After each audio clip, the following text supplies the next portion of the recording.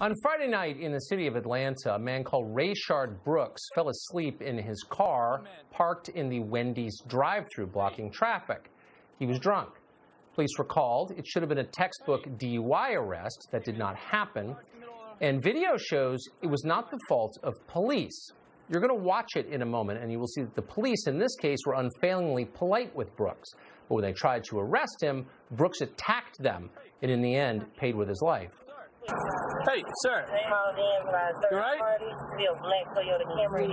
Dude, you're sitting in the drive-thru line here. Blah, blah, blah, blah, blah, blah, blah, blah, blah, blah. Stop. Very good. I just had a few drinks. That's it. How many? 1.5. Like I said, I was into the second cup. I wasn't even. I told her, babe, let's go because I'm hungry. What kind of drinks did you have? I'm not sure. It's something she ordered. She said top shelf or whatever. Right. Just take me home. I'm ready to go. So you had about 1.5 drinks, but you don't remember what kind of drinks they were? No, sir. All right. I really don't, Mr. Ross. All right. I think you've had too much to drink to be driving. Put your hands on your back for me. Here, put your hands on your back.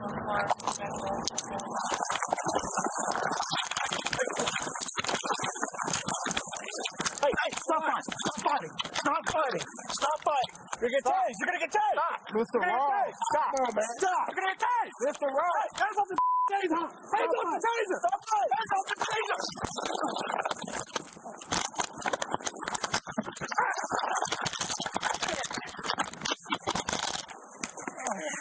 Stop fighting. Taser.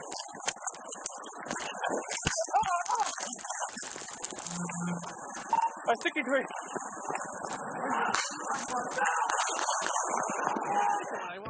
Rayshard Brooks's was a tragedy. All deaths are a tragedy, but it was not the fault of the two police officers. There is not a single American of any background, of any color, who could attack two cops, steal a taser, try and shoot an officer with the taser, and not expect to be shot by the police. That is the truth.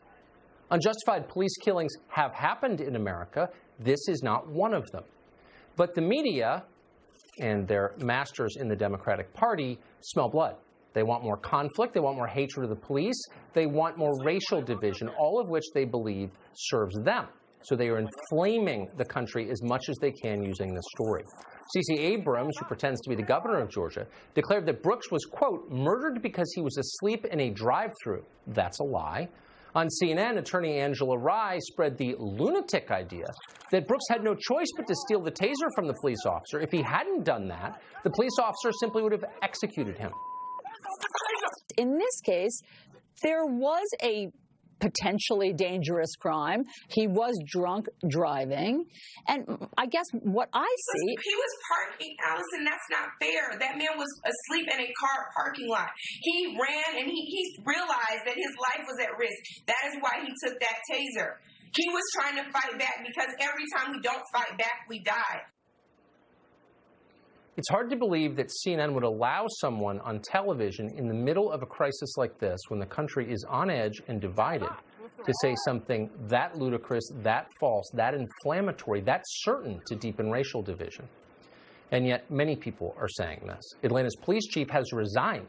On Saturday night, an arsonist burned down the Wendy's where Brooks fell asleep, as if that will solve the problem. The officer who shot Brooks was immediately fired. Fulton County's district attorney says he could be charged with murder in this case. No doubt the prosecutor is facing enormous political pressure to bring charges, lest the city see more riots, just like Minneapolis did. This is what happens when you empower the mob. Justice dies, civilization ends. Victor Davis Hanson is a senior fellow at the Hoover Institution. He joins us tonight. Professor, you watch this dynamic. You have seen it before. Describe what we're looking at, if you would. We're right in the middle of a cultural revolution where we can't look for logic and rationale. It doesn't exist, Tucker. So in the police logic, the only way that they were going to get out of this dilemma, and who wants to go in this type of condition and arrest somebody for a DUI when it's a lose-lose proposition.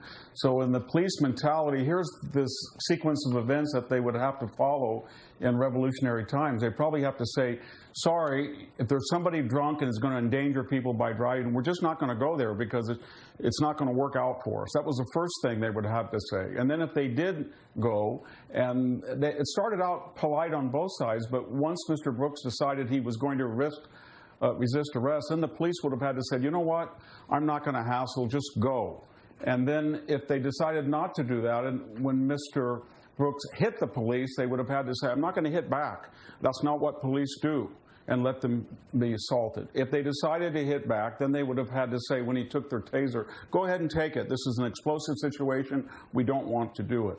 And then if they had not done that, when he left and took off running, then the police would have had to say, you know what, in questions of DUIs and things where somebody might be threatened by a drunk driver, we don't chase suspect. We let them go.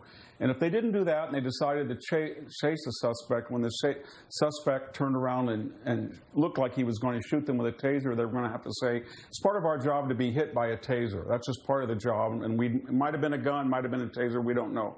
But we have to do that. And that's too many exemptions in the way of the police thinking. So how are they going to react to that?